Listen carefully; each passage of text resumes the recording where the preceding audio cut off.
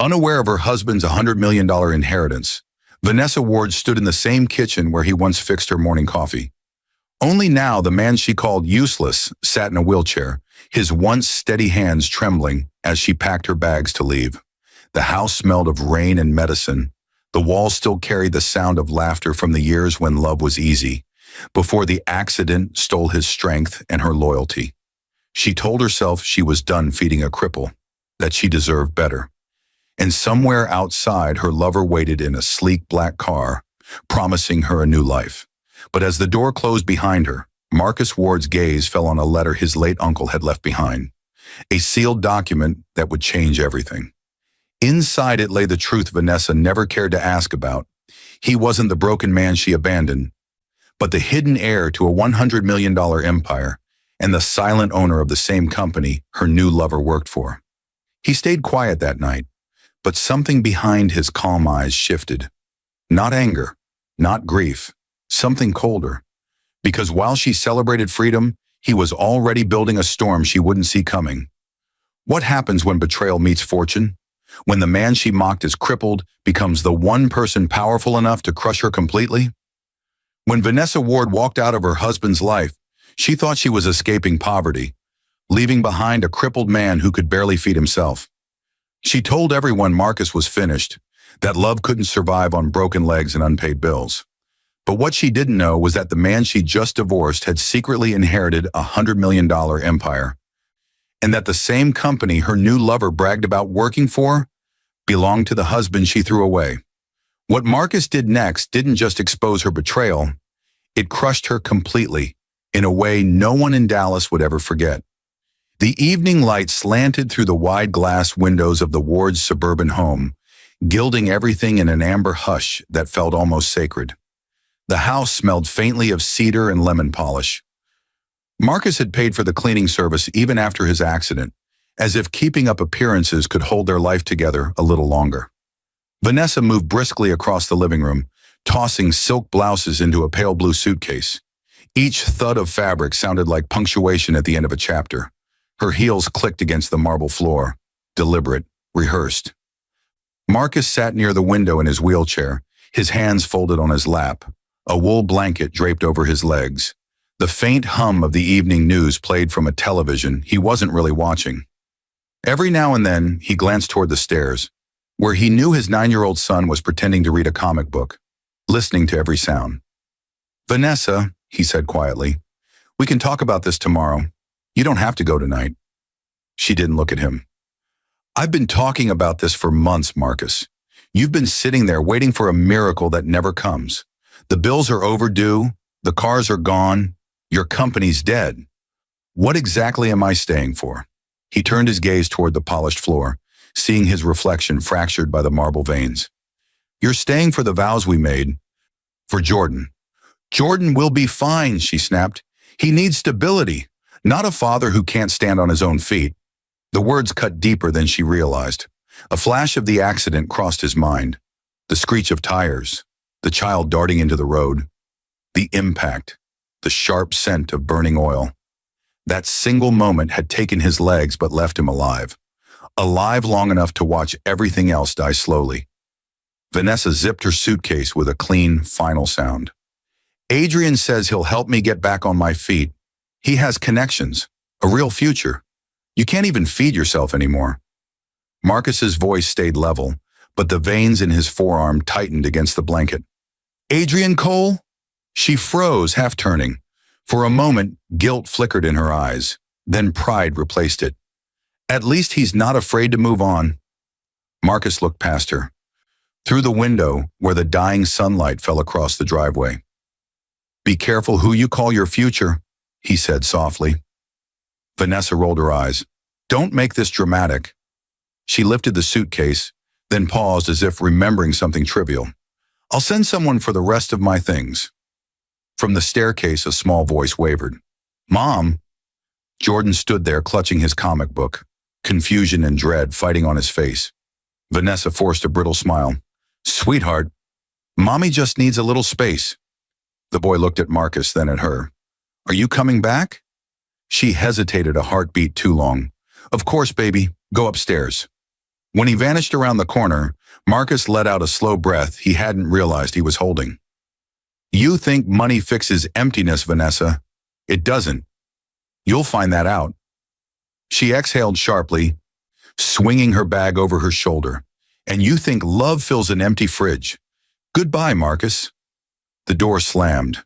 The echo lingered long after the sound died. Outside, tires crunched on gravel. Through the curtain gap, Marcus watched a sleek black sedan pull away. Adrian's. He could see their silhouettes inside. Vanessa's laughter, Adrian's hand brushing hers. For a long time, Marcus didn't move. The house felt cavernous, stripped of its rhythm. He wheeled himself toward his desk, the one piece of furniture untouched by dust. On it lay a thick envelope he hadn't opened for weeks. His late uncle's attorney had sent it before the accident. His fingers brushed the seal, hesitant. He had ignored it, assuming it was another condolence letter, another reminder of what he'd lost. Tonight, the silence pressed harder. He slid a letter opener through the edge. The paper inside bore the emblem of Ward Technologies Group, embossed in deep blue. The first line read, "As the sole surviving blood relative of Harold Ward, you are entitled to assume full control of all corporate holdings and assets effective immediately." Marcus stared at the words. For a moment, he thought his vision had blurred, but it was real. The inheritance his uncle had hinted about years ago, the one he'd dismissed as family rumor, was now in his hands. Outside, thunder murmured beyond the hills. Somewhere between the past and the future, a new sound stirred inside him. Not bitterness, not triumph, but clarity. He folded the letter carefully and set it on the desk beside a framed family photo. Vanessa's arm around him, Jordan on his knee, smiles full of promise. He turned the frame face down. From upstairs came the creak of a door and the soft padding of small feet. Jordan stood at the edge of the living room, eyes wet. "Dad, is Mom gone for real?" Marcus wheeled toward him, forcing a faint smile. "She needs time, buddy, but we're going to be okay." The boy nodded, trusting. He didn't see the shadow in his father's eyes, the look of a man realizing that the world had just handed him not only fortune, but power. Marcus reached for the lamp, switching it off. The room sank into half darkness. Somewhere in the distance, the city lights began to shimmer. He whispered to himself, almost a vow. "You walked away from a cripple, Vanessa. One day you'll kneel before the man you left behind."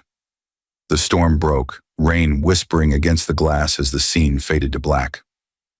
Morning crept into the Ward residence like a stranger, quiet, unwelcome, carrying reminders of what used to be. The scent of Vanessa's perfume still lingered in the hall, sharp and floral, a ghost of her presence clinging to the wall she once decorated with obsessive precision. The empty spot where her wedding portrait had hung was a pale square against the paint. Marcus sat in the kitchen, the envelope from his uncle resting on the table beside an untouched cup of coffee. His reflection shimmered faintly on the black granite counter.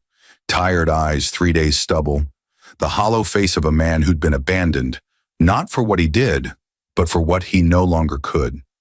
He remembered the day Vanessa first visited him in the hospital. The world had been blurred then, a haze of morphine and fluorescent light. She had worn a red coat, carried roses, and forced a smile that didn't reach her eyes. She'd whispered, "You'll get better soon, baby." But her grip had loosened each week after. By the time he came home in a wheelchair, she'd already stopped touching him. A knock echoed at the front door. Marcus wheeled himself over and opened it to find Evelyn Grant, the Ward family's longtime attorney. She wore a gray tailored suit, her expression calm but probing. "I wasn't sure you'd call me," she said softly, stepping inside. Marcus gestured toward the living room. "You came anyway." "I came because Harold Ward left you an empire, Marcus, and because he predicted you'd be too decent to use it." She set a leather briefcase on the table and opened it. "This isn't just money. It's controlling interest in Ward Technologies Group. You now own 36 subsidiaries, real estate, tech development, engineering contracts, $100 million in assets." Marcus stared at her. "I didn't earn that. He had cousins." "They're gone," Evelyn interrupted gently. "You're all that's left of the Ward bloodline. Harold wanted someone who understood struggle, not privilege." He glanced toward the frame photo lying face down on the mantel. "You think a cripple can run an empire?" Evelyn didn't flinch. Your uncle once built his first firm from a hospital bed after a back injury. The question isn't if you can, it's when you'll decide to. Marcus said nothing. Rain still tapped softly at the windows, the steady rhythm almost hypnotic. Evelyn drew out another document. Your inheritance remains confidential until you authorize disclosure. If you wish, I'll keep your name off the record. Sometimes it's wiser to let people show their true colors first. Her words hung in the air like prophecy. Marcus looked down at his hands, scarred, trembling slightly, but steady enough to hold a pen. Keep it quiet, he said. Let everyone believe I'm still broke. Evelyn nodded. I'll manage everything from the corporate side. You focus on recovery. When she left, the silence returned, but it no longer felt suffocating. It felt charged, alive, as if the house itself sensed a shift. Marcus rolled toward the study where the faint smell of motor oil and burnt metal still lingered from his workshop days. His blueprints for an eco-efficient building model still hung on the wall, curling with dust. Vanessa had once called them a hobby that would never pay the bills. He looked at them now with different eyes. Jordan came downstairs rubbing his eyes. Dad, can I have cereal? Of course, buddy. Marcus helped as best he could, guiding the boy through the motions. As Jordan poured milk, Marcus caught his reflection in the glass cabinet behind him. Two lives mirrored, one small, trusting, one scarred, but newly aware of his purpose. That night after Jordan fell asleep, Marcus sat by the window again. Dallas glittered in the distance, the skyline humming with 1,000 ambitions. Somewhere in those towers, Adrian Cole's office lights would still be on. Marcus remembered how Adrian used to visit the house for project meetings, how his laughter always lingered a second too long around Vanessa. He'd once trusted the man completely. Now every memory replayed like slow footage from a crime scene.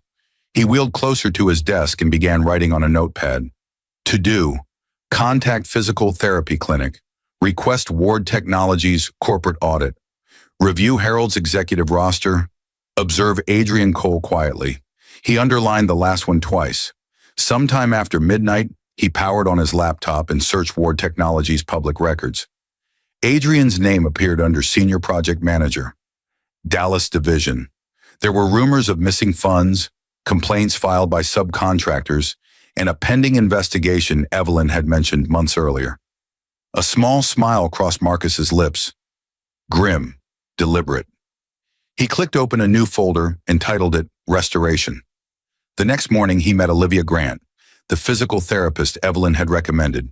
She arrived with quiet confidence, the kind of person who understood resilience more than pity. I work better when my patients fight back, she said with a faint grin. Think you're ready to stop feeling sorry for yourself? Marcus looked at her, the corner of his mouth twitching. You have no idea how ready I am. Weeks passed, muscles strengthened. Every session hurt, but pain had stopped meaning weakness. It had become proof of life. Vanessa never called. Adrian never checked in, but Marcus stopped expecting them to. One night, as he practiced standing beside the rail in his living room, thunder rolled outside again, the same rhythm as the night she left. Lightning flashed across the framed blueprints, illuminating his reflection. For a second, he saw himself standing tall again, not yet real, but inevitable. He steadied himself on the rail and whispered, I'll walk again, and when I do, I'll walk into every room they think they own. The city's lights blinked in silent reply, as if promising him that fate was already listening. Dallas gleamed beneath a cold January morning. The city skyline cut sharply against the pale blue, its towers reflecting sunlight like silver blades. Inside a glass office on the 22nd floor of Ward Technologies Group, Marcus Ward watched the world he once built from the sidelines. A world he now owned in silence. Evelyn's arrangements had been flawless. His name didn't appear anywhere. Not in the company database, not in the shareholders list, not even in the annual filings. To the outside world, Ward Technologies was still under a dormant trust pending review. In truth, every signature, every transfer, every power decision passed through Marcus. He sat in the office in a dark wool coat, his wheelchair near the corner window overlooking the streets below. Across the desk, Evelyn adjusted her glasses, flipping through a series of documents. "I've completed your request," she said. "Adrian Cole's spending habits, recent promotions, and personal accounts." Marcus leaned forward, his fingers brushing over the report's header.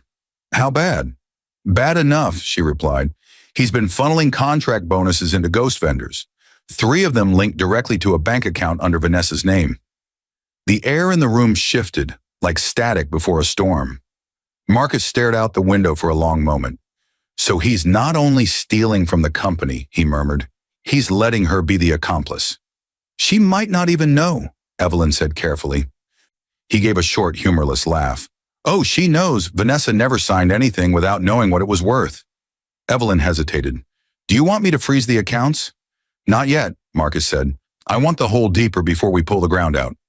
She nodded, understanding the tone beneath the calm, a restrained fury sharper than rage.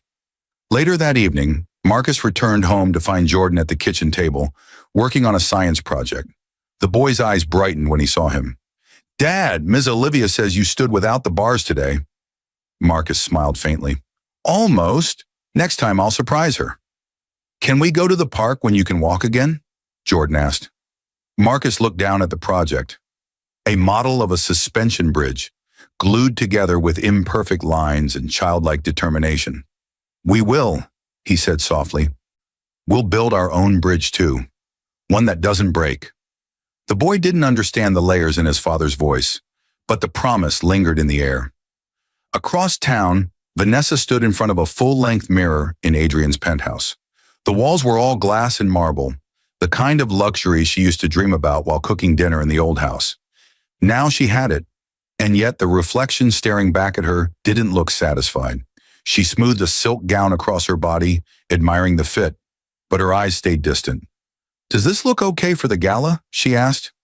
Adrian, sprawled on the sofa, barely looked up from his phone. "You'll look fine, babe. Just don't embarrass me like last time when you mispronounced the chairman's name." Vanessa blinked. "You mean the chairman of Ward Technologies?" "Yeah," Adrian muttered.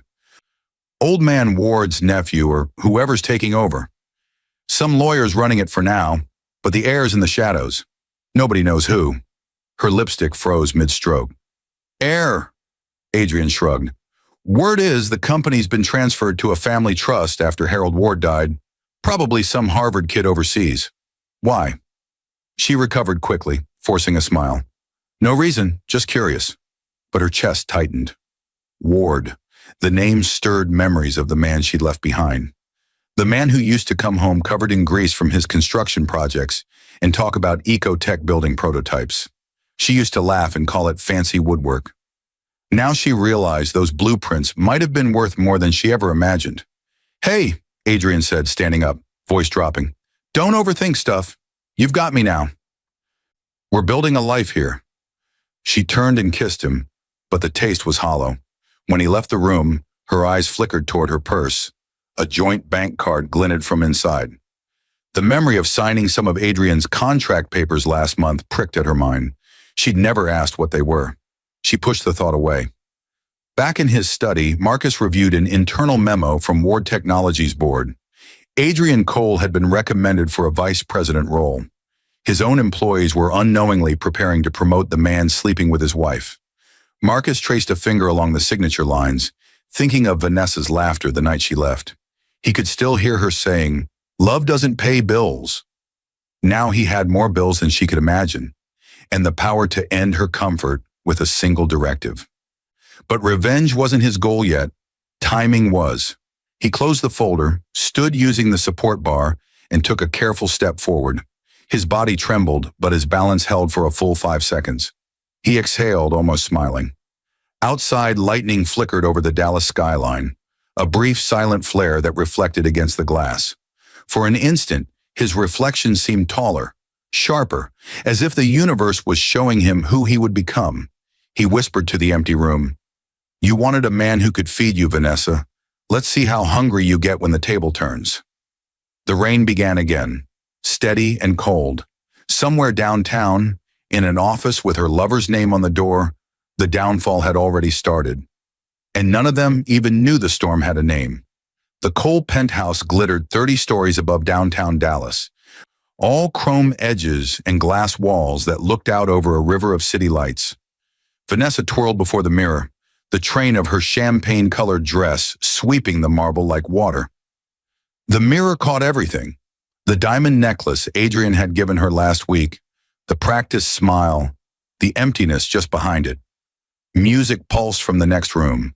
A handful of executives from Ward Technologies Group filled the space, sipping aged bourbon, laughing too loudly. Adrian moved among them like a shark in a tailored suit, shaking hands, talking about new contracts and the Dubai expansion. He called it networking. Vanessa called it the price of staying relevant. She drifted toward the balcony, the winter air cool against her collarbone. Down below, the city roared. Traffic, horns, the life she'd always wanted to be part of. Yet beneath the glitter, something in her gut wouldn't quiet. Ward Technologies. Every time someone said the name, it rang like a faint echo of Marcus's voice. She told herself it was coincidence. The world was full of wards. Inside, Adrian raised a toast. To promotions that finally pay what we're worth. The men laughed. Vanessa forced one too, but her glass trembled. A flash memory hit her. Marcus bent over blueprints at their kitchen table years ago, talking about sustainable materials that could revolutionize building design. She'd barely listened, scrolling through decor blogs on her phone. Now those same ecotech designs were the backbone of Ward Technologies' new billion-dollar contracts. She pushed the thought away before it could sting. After midnight, when the last guest left, Adrian loosened his tie and collapsed on the couch. Next quarter, I'll be vice president. Then we'll buy the lake house in Austin. Vanessa curled beside him, smiling thinly. You really think they'll give you VP? He smirked. The board loves me. The interim CEO's a ghost. No one's even seen him. Whoever runs the trust signs everything Evelyn Grant approves, and she approves whatever I send her. Vanessa blinked. Evelyn Grant. Yeah, some older lawyer who acts like she owns the place. You'd think she was protecting royalty. Vanessa laughed softly, but her chest tightened. Evelyn Grant had been the attorney who handled Marcus's uncle's estate. She remembered signing condolence cards after Harold Ward's funeral. Remembered Marcus sitting silently that week, unread letters piling up on his desk. Her smile faltered. You ever meet this CEO? No one has, Adrian said, pouring himself another drink. Rumor is he's some disabled heir they keep hidden. Doesn't matter. Once I'm VP, I'll be the one running everything. Vanessa kissed him to silence the unease. The taste of whiskey and arrogance filled her mouth. A few miles away, inside a quiet office overlooking the same skyline, Marcus stood, truly stood, for the first time unaided in nearly a year. His right leg shook, but he held himself upright, hands braced against the desk. Olivia, his physical therapist, watched from the doorway, eyes shining. You just broke your own record, she said. Marcus smiled, sweat tracing down his temple. Feels different tonight. It should, you're getting stronger. He sat back, breathless but satisfied. On the screen behind him glowed a live feed of Ward Technologies' financial dashboard. Every contract Adrian touched, every expense filed, every inconsistency, highlighted in red. Evelyn had given him full access through a secure channel that only she and Harold Ward once used. Marcus clicked open the most recent transaction report. Adrian's expense sheet showed a $70,000 consultation fee paid to Cole Associates LLC, a shell company registered 2 months ago. Vanessa's name appeared as secondary signatory. Olivia glanced at the numbers. You're smiling. Because every lie leaves a trail, Marcus said. They just don't realize who's following it. He closed the laptop and leaned back, the city lights painting silver patterns across his face. Tomorrow I'll make my first appearance at headquarters. Quietly. Olivia hesitated. Are you ready for that? To face them? He nodded slowly. I'm not going to face them. I'm going to remind them whose name is on the door. The next afternoon, Ward Technologies buzzed with rumors. The mysterious owner of the company's trust was visiting under confidentiality protocol. Adrian strutted through the lobby, more curious than cautious, eager to impress whoever this investor might be. He had no idea that behind the mirrored conference room glass, Marcus watched him approach, cane steady in his hand. Evelyn stood beside him. He doesn't recognize you yet. We kept your return off every internal memo. Marcus adjusted his cufflinks. Good. Let him show off before we take the floor out. Adrian entered, flashing his trademark grin. Welcome to Ward Technologies. I'm Adrian Cole, Senior Project Manager. If there's anything you need... Marcus turned slowly, eyes calm, voice even. You've already given me everything I need, Adrian. For 3 seconds, the room froze. Recognition dawned. The color drained from Adrian's face. Marcus, I thought, dead? Marcus's smile was faint but sharp. Not quite.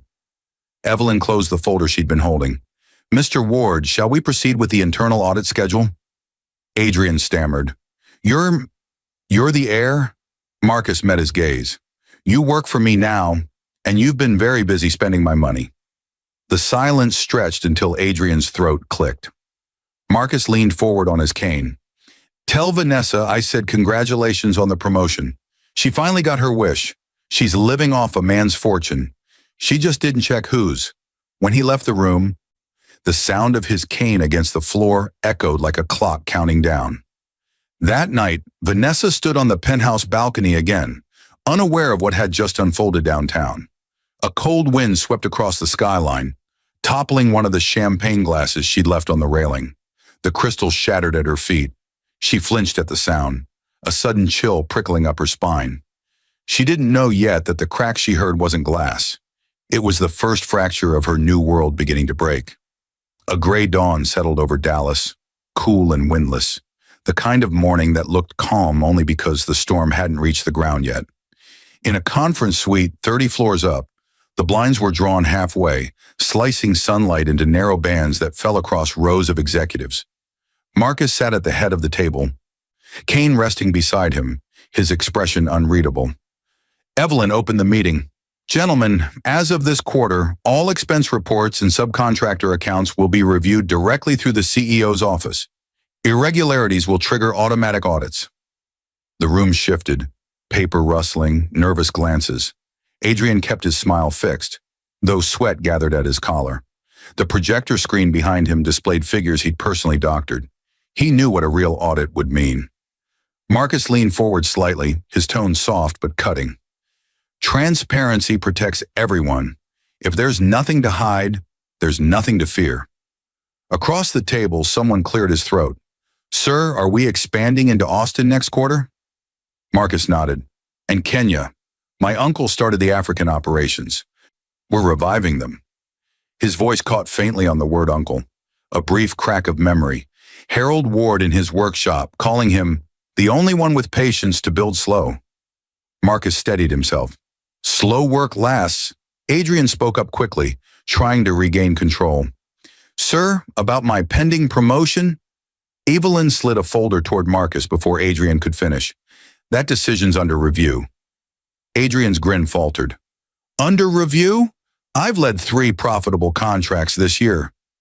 Marcus regarded him evenly. Profit can't outweigh integrity.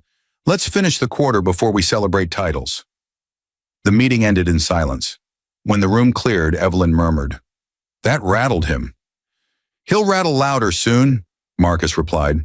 He picked up his cane, rising slowly but steadily. Let him think the floor's still solid. That evening, Adrian stormed into the penthouse, slamming the door hard enough to shake the frames on the wall. Vanessa looked up from the sofa, startled. What happened? They froze my promotion, he snapped. After months of kissing every board member's... He stopped himself, pacing. It's him, Marcus Ward. He's back. He's the CEO. The name hit Vanessa like a slap. She tried to laugh, failed. You're joking. Adrian turned. Do I look like I'm joking? Your crippled husband owns the company I work for. Evelyn's been covering for him all this time. She gripped the armrest, knuckles white. But that can't be. He's broke. He's not broke. Adrian poured a drink, hands shaking.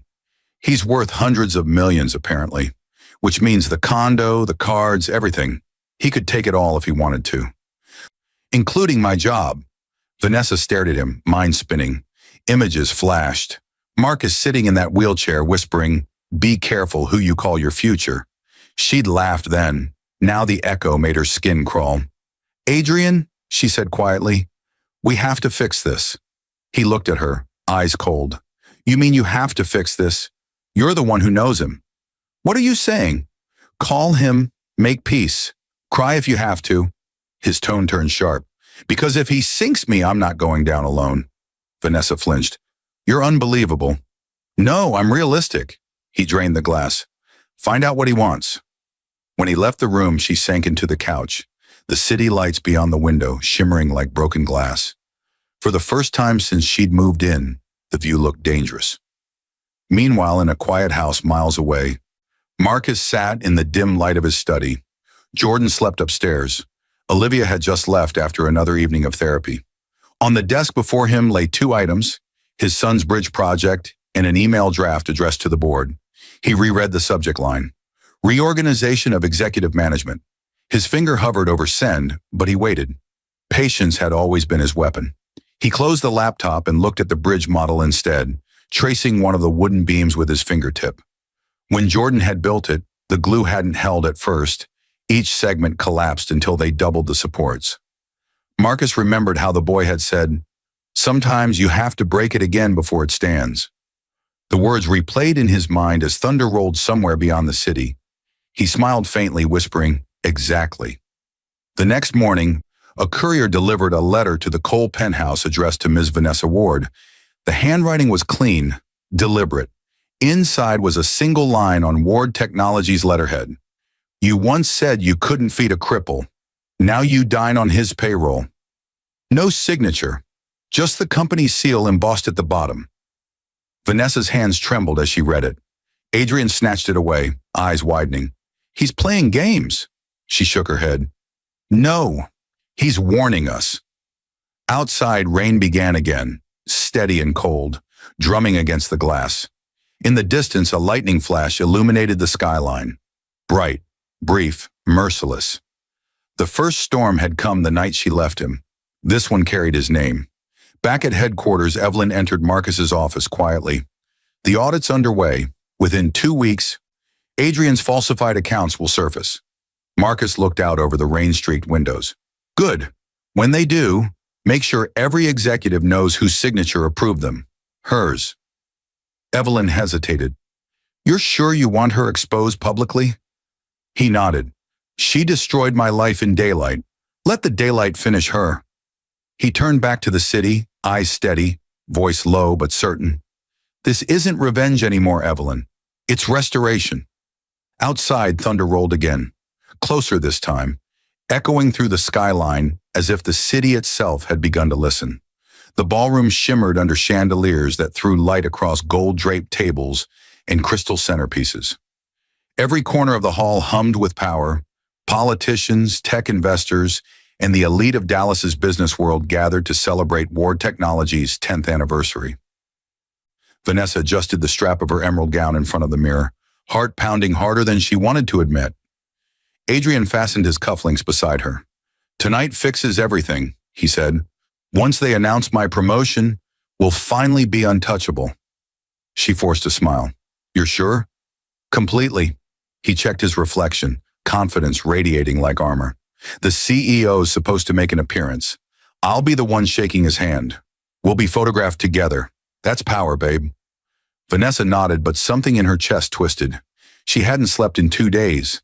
The letter from Marcus still lay hidden in her vanity drawer, its single sentence haunting her. "You once said you couldn't feed a cripple. Now you dine on his payroll." Every time she read it, she heard his voice again, calm and unbroken. The chauffeur pulled up to the grand hall. Cameras flashed as they stepped out. Vanessa's smile held steady. Her hand rested lightly on Adrian's arm, but he barely noticed. Inside, a jazz band played soft blues, and waiters glided through the crowd with champagne flutes. The air smelled of perfume and ambition.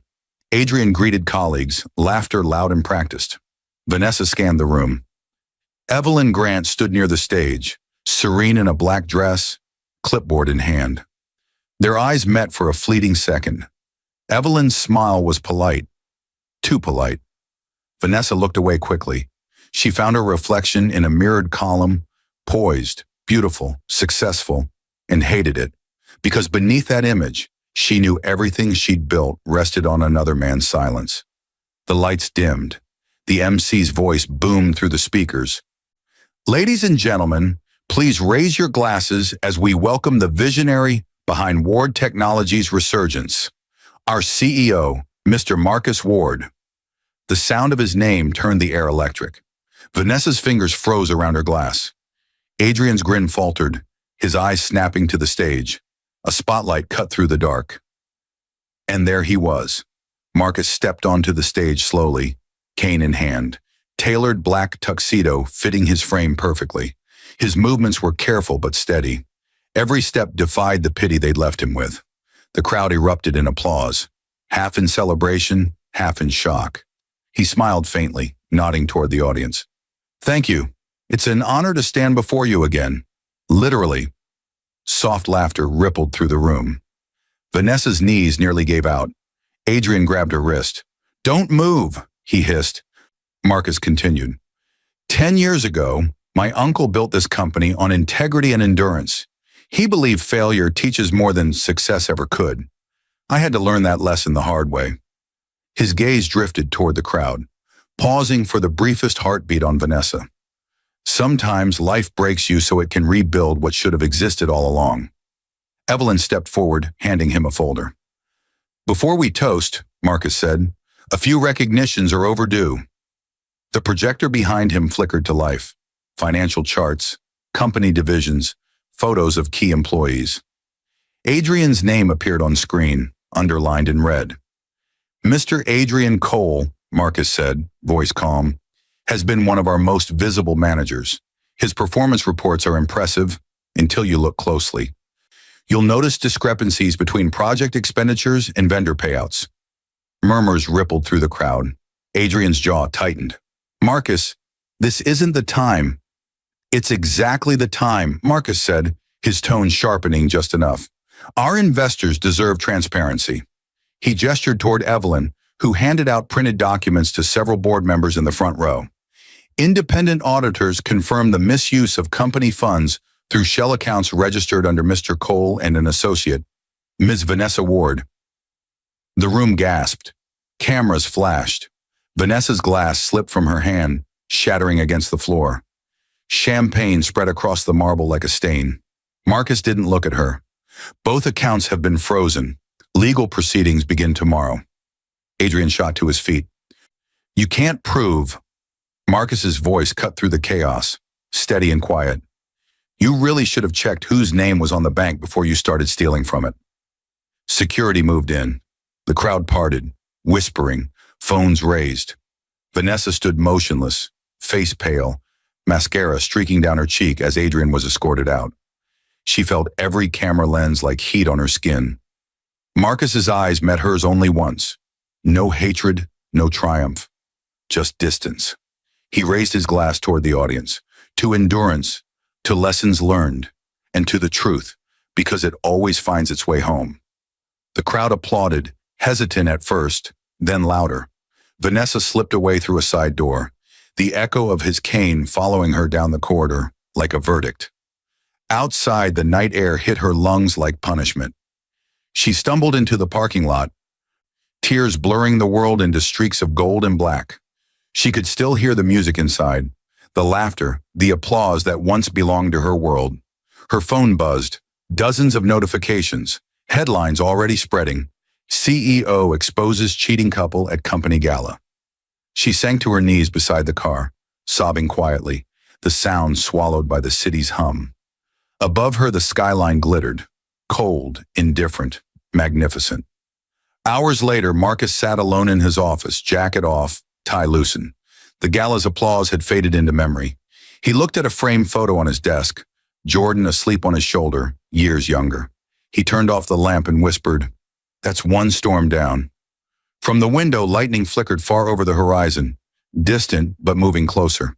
There were still battles to finish, wounds to heal, a child to protect. But for the first time in years, Marcus Ward didn't feel broken. He felt restored. The courthouse smelled of rain and old paper, the kind of scent that clung to truth no matter how people tried to bury it. Cameras lined the steps outside, flashes slicing the gray morning. Headlines scrolled across every local feed. CEO Marcus Ward exposes fraud at Ward Technologies Gala. Infidelity, embezzlement, and $100 million empire. Inside, the courtroom buzzed with restrained chaos. Adrian sat beside his attorney, pale and exhausted, tie crooked. Vanessa, across the aisle, kept her head low. The emerald dress from the gala had been replaced with a modest navy suit. Her hair, once meticulously styled, hung flat against her shoulders. Every whisper in the gallery felt like a needle. Marcus entered quietly with Evelyn. His black cane clicked once against the tile, and the noise seemed to silence the room. He moved to the plaintiff's table, expression calm, composed, the kind of serenity that comes after surviving fire. Judge Thornton adjusted her glasses. "We're here for two matters, corporate fraud and the custody hearing between Marcus and Vanessa Ward." Her voice carried authority without cruelty. "Let's proceed." Evelyn rose first. "Your Honor, evidence shows that Mr. Cole and Mrs. Ward authorized multiple wire transfers from company accounts to personal holdings. Each transaction traces back to signatures verified through digital and handwritten authentication." She handed a stack of documents to the clerk. The judge flipped through them, frowning. Adrian's lawyer tried to speak. "Your Honor, my client has already admitted partial responsibility," Evelyn cut in smoothly. "Emails recovered from his corporate inbox confirm the coordination, but the funds were also used to furnish the residence Mrs. Ward shares with him. She benefited directly." All eyes turned to Vanessa. She swallowed hard, voice trembling. "I didn't know where the money came from. Adrian told me it was a bonus." Evelyn's eyebrow lifted. "Then perhaps you can explain why your name appears on two of the offshore accounts." Vanessa's lips parted, no words forming. Adrian's attorney leaned close, whispering frantically, but the damage was done. The judge marked something in her notes. Marcus didn't speak. He didn't have to. His stillness said more than any argument could. For months he lived in silence while she mocked his weakness. Now, that silence was the very thing dismantling her defense. When the session adjourned for a short recess, Vanessa followed Marcus into the hallway. "Please," she whispered, "can we talk?" He turned, eyes steady. "We're talking." "I never meant—" "You meant everything you said," he interrupted gently. "You just didn't think it would echo back this loud." Tears welled in her eyes. "Marcus, they're going to take Jordan from me." He looked at her for a long moment, voice soft. "You took him from me the day you walked out. I just didn't know it yet." A reporter's flash bulb burst behind them. Vanessa turned away, shielding her face. Marcus didn't flinch. The final session began after lunch. The courtroom filled again. Evelyn presented one last document, Marcus's financial disclosure. "Your Honor, contrary to Mrs. Ward's claims of neglect, Mr. Ward's estate holds more than sufficient resources to provide for his son. He also maintains a stable residence and ongoing physical rehabilitation progress." Vanessa's attorney tried to object, but Judge Thornton raised a hand. "Enough. I've reviewed the evidence." Her gaze swept the room. "Mr. Cole, your actions constitute corporate fraud and will be handled in criminal court. Mrs. Ward, you are complicit by association and will repay restitution as determined by the Civil Division. Custody of Jordan Ward is hereby granted to his father." The gavel struck once, sharp as thunder. The sound seemed to collapse something inside Vanessa. Her shoulders slumped, her breath catching on a sob she tried to swallow. Marcus stood, thanking the court with a quiet nod. Reporters surged as soon as he stepped into the corridor. Microphones thrust forward. "Mr. Ward, do you have a statement?" He paused. "Only this. Don't confuse silence with weakness. Some of us rebuild quietly." Cameras clicked, capturing the moment. The once broken man standing tall, walking with measured steps through the swarm. Behind him, Vanessa emerged from the courtroom escorted by her lawyer, eyes hollow. A reporter called her name, but she didn't answer. For the first time, she understood what true exposure felt like. No spotlight, no applause, just raw daylight revealing everything she'd tried to hide. That evening, Marcus drove home with Jordan asleep in the back seat, the boy's small hand curled around his favorite toy car. The city lights reflected off the windshield like 1,000 tiny suns. At a red light, Marcus glanced at his son in the mirror and whispered, "We're finally free." He didn't notice the billboard across the intersection until the light turned green. A new Ward Technologies campaign, his company's logo rising behind the words, "Built to Endure." It wasn't just advertising anymore. It was truth carved into glass. He smiled faintly and drove on, the skyline gleaming like redemption. Across town, Vanessa sat alone in her now empty penthouse. Adrian had vanished hours earlier, his accounts frozen, his phone off. The champagne glasses from the gala still lay broken near the balcony door. She picked up one shard, staring at her reflection warped in the glass. In the silence, she heard Marcus's voice again. "You walked away from a cripple. One day you'll kneel before the man you left behind." Her knees buckled. The shard fell, joining the others on the floor. At that same hour, Marcus stood by his study window, watching lightning crawl across the horizon. The storm no longer frightened him. It reminded him of survival. Evelyn's text arrived a minute later. "Court filings complete. Cole detained. Ward Technologies officially cleared." Marcus typed back, "Thank you. Let's close the books." He looked toward the stairs where Jordan's laughter drifted faintly from his room. The sound softened his expression. "Restoration," he whispered, "not revenge." But somewhere deep inside, the quiet satisfaction still burned, the knowledge that justice, when done cleanly, could sound exactly like peace. The night hung heavy over Highland Park, the kind of quiet that only existed after storms. The Ward mansion stood bathed in soft amber light from the garden lamps, the rain having left the driveway glistening like polished stone. Somewhere in the distance, cicadas hummed their tired song. Marcus sat in his study, jacket off, shirt sleeves rolled, a pen between his fingers. Across his desk lay the final documents from Evelyn, corporate sign-offs, custody confirmations, and the closing statement of the Cole case. He'd expected satisfaction, but what he felt instead was stillness, the kind that comes after surviving both grief and war. A knock came at the door, 2 knocks, hesitant, trembling. His security guard appeared in the doorway. "Sir, there's someone outside. She says she needs to see you." Marcus didn't ask who. He already knew. "Let her in," he said quietly. Vanessa entered moments later, drenched from the drizzle, her once luxurious curls plastered to her face. The navy suit she'd worn to court was creased and damp. She clutched her purse like it contained the last of her pride.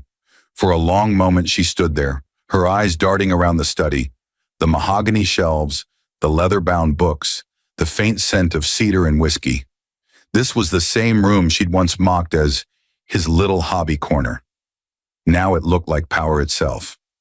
"Marcus," she whispered, "please, can we talk?" He gestured toward the chair across from him. "You're already here." She sat trembling. "I've lost everything. The apartment's gone. Adrian's gone. My accounts are frozen. I can't even access my cards." He said nothing. His silence filled the room like air, thick with judgment. "I made mistakes," she continued, voice cracking. "I was angry, scared. I thought you'd given up. I didn't know you'd—" "Survive?" Marcus finished for her, his tone calm. She nodded, eyes wet. "You have every right to hate me, but please, I'm begging you, don't take Jordan from me. He's all I have left." Marcus's gaze softened briefly, then steadied. "Jordan was always mine. You just stopped being his mother when you traded him for status." Vanessa's lip quivered. "Marcus, I didn't mean—" He leaned forward slightly, voice low but sharp. "You didn't mean to laugh when you poured wine on me at that dinner? You didn't mean to tell people I was useless? You didn't mean to sign contracts that helped your lover steal from my company?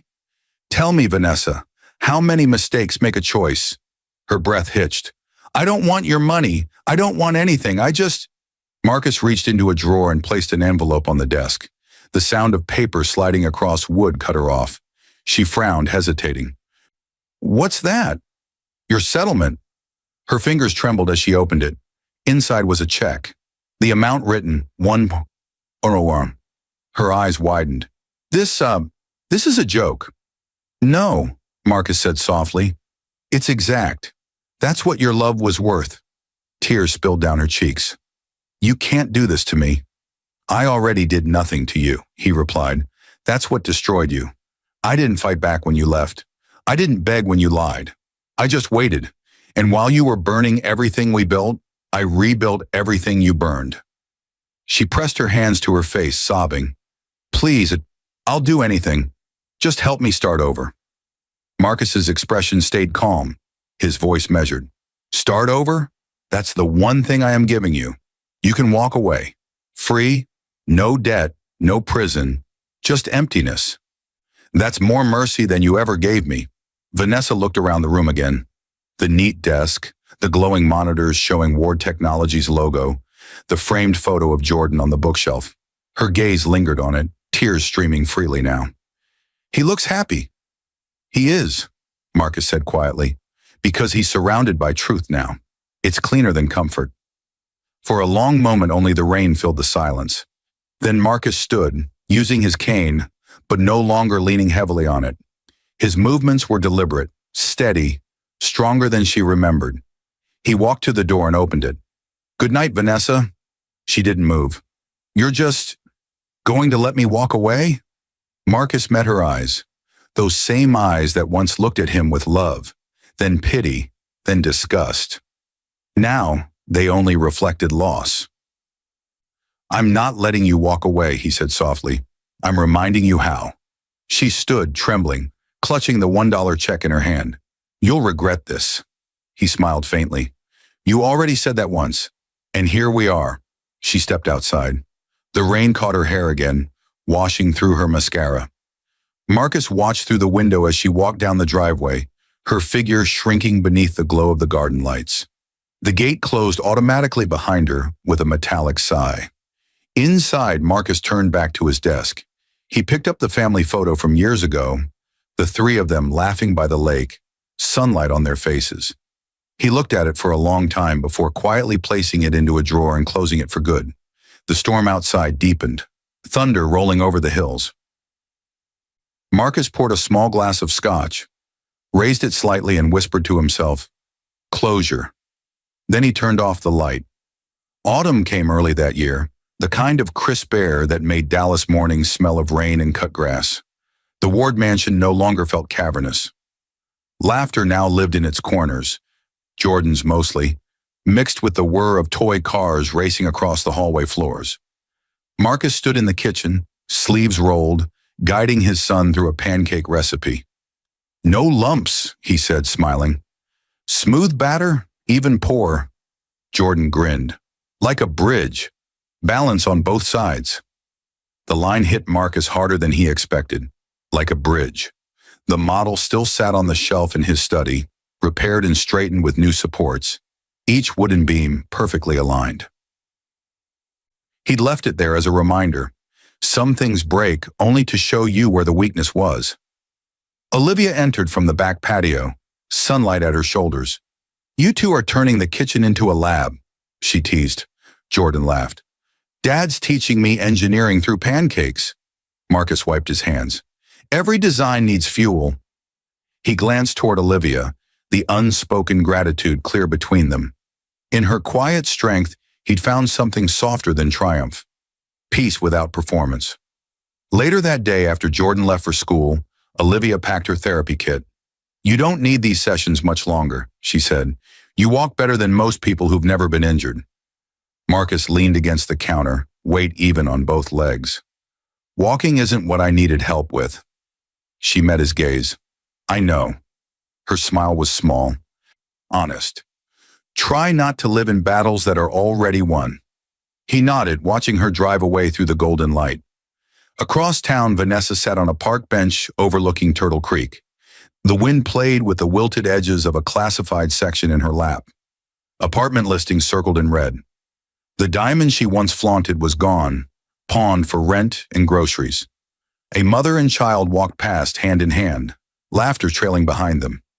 Vanessa looked away quickly, swallowing the ache that rose uninvited. She'd tried calling Jordan last week. Evelyn had answered instead, polite but firm. Contact will be reconsidered after counseling. Counseling. The word stung worse than any insult. Her phone buzzed. A news alert. Ward Technologies expands to Austin and Nairobi under CEO Marcus Ward. A photograph accompanied it. Marcus shaking hands with investors, confident, upright, smiling. She stared at the image until it blurred. The man she'd left behind had become the version she'd always demanded, just without her in it. A gust lifted the newspaper from her lap. She didn't chase it. That evening, Marcus walked along the lakeshore behind his home. The sun sank low, turning the water copper. Jordan skipped stones beside him, counting splashes. "Dad," the boy said suddenly, "are you still mad at Mom?" Marcus hesitated, then answered truthfully, "No, I'm just done being hurt." Jordan looked up. "Will she ever come home?" Marcus crouched, resting a hand on his son's shoulder. "Home isn't always where people live, buddy. Sometimes it's where they learn to be better. Maybe she'll find hers someday." The boy nodded, thoughtful. The wind caught his hair. For a second, Marcus saw both of them years from now. Taller, stronger, unbroken. When they headed back, the lights of the house glowed through the trees. The sound of Olivia's car in the driveway, the scent of dinner already on the stove, the kind of ordinary peace he'd once thought impossible. Later that night, alone in his study, Marcus opened the bottom drawer and took out the family photograph he'd hidden weeks earlier. The edges were slightly bent, the smiles frozen in another life. He looked at it a moment longer, then slipped it into an envelope and wrote one word across the front: closure. He sealed it and placed it in a box labeled archive. Personal, not trash, not memory, just finished. He turned off the lamp, the room dim except for moonlight glinting on the repaired bridge model.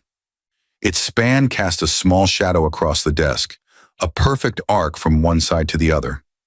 Marcus traced it with his fingertip and whispered, "Balanced." In a modest motel on the city's edge, Vanessa stared out at the same moon through rain-spattered glass. The $1 check lay on the nightstand beside her, edges worn from handling. She kept it not out of anger, but as proof that choices have currency. The television played a late-night business report. Marcus Ward's philanthropic division to fund scholarships for children of disabled parents. She listened until the commercial faded, then shut it off. The silence left her staring at her reflection in the darkened screen. Older, smaller, humbled. Outside, thunder rolled faintly, but this time it didn't scare her. It sounded almost like forgiveness, distant but real. Spring returned to Dallas with the color of beginnings. The sky over White Rock Lake gleamed a soft blue, and banners bearing the Ward Foundation emblem rippled in the breeze. Rows of guests filled the open-air pavilion: executives, city officials, students, journalists. Cameras clicked as a familiar figure moved toward the podium, walking with measured confidence. Marcus no longer used the cane, except as memory. It rested beside him like an old companion. Jordan stood at his side in a small gray suit, clutching a folded program that read, Harold Ward Memorial Innovation Center. Grand opening. Marcus adjusted the microphone. "My uncle once said buildings are just stories written in steel. They stand or fall depending on the truth inside their foundation. Today we build one for those who think they've already fallen." Applause rose, genuine and warm. Behind him, banners displayed renderings of the new facility: labs for disabled inventors, scholarships for children of injured workers, design studios for students. Olivia watched from the front row, pride flickering in her smile. Evelyn stood beside her, discreetly wiping at the corner of her eye. Marcus looked down at Jordan. "This center is yours too. Someday you'll add your chapter." Jordan whispered, "Grandpa would be proud." Marcus's throat tightened. He'd say we finally learned what endurance means. After the ribbon cutting, the crowd dispersed into sunlight and laughter. Reporters gathered near Marcus, but he waved them off gently. "No statements today. Let the building speak." He turned toward Olivia, who held out 2 cups of lemonade. "No whiskey for a day like this?" she teased. He smiled. "Whiskey's for endings. This is for beginnings." They walked toward the lake where the breeze carried the scent of new grass. Jordan ran ahead, skipping stones, each one skimming the water in widening circles. Marcus watched him and said quietly, Do you ever wonder if we had to break first to get here? Olivia nodded. Sometimes breaking is just the sound of rearranging. He looked at her, at the horizon, at the reflection of the center's glass walls catching sunlight across the water. For the first time, the light didn't look like judgment. It looked like promise. Across the city, Vanessa stepped out of a bus on her way to a job interview at a local design firm. The morning sun was bright, unforgiving, but she didn't shy away from it anymore. She carried a worn portfolio under one arm and a cheap handbag over her shoulder. On the sidewalk, a newspaper vending machine displayed a headline she couldn't ignore. Ward Foundation launches Innovation Center for Disabled Inventors. She stared at the photograph, Marcus smiling beside Jordan, and felt no hatred, only the ache of recognition. Then she straightened her blazer, breathed in, and walked toward the door. Inside, the receptionist greeted her kindly. Vanessa smiled back, small but sincere. It wasn't redemption yet, but it was the first honest step toward one. That evening, the sun folded behind the skyline, turning the windows of the new center to molten gold. Marcus stood alone on the balcony above the lake, wind in his hair, the city humming below. He took a quiet breath, feeling the air fill his lungs evenly, his balance sure beneath him. In his hand, he held the old $1 check. He'd kept it not as a reminder of betrayal, but as proof of distance, how far a man could travel without bitterness. He tore it neatly in half and let the pieces drift into the water. They floated for a moment, then sank, ripples spreading outward until the surface was smooth again. Behind him, Jordan called, "Dad, come on!" Marcus turned, smiling. "Coming, buddy." They walked toward the car together. The headlights flared to life, cutting through the twilight, tracing a long, steady path home. The storm was over. The bridge held. And the man the world once pitied had learned to build again. Not from anger, but from grace.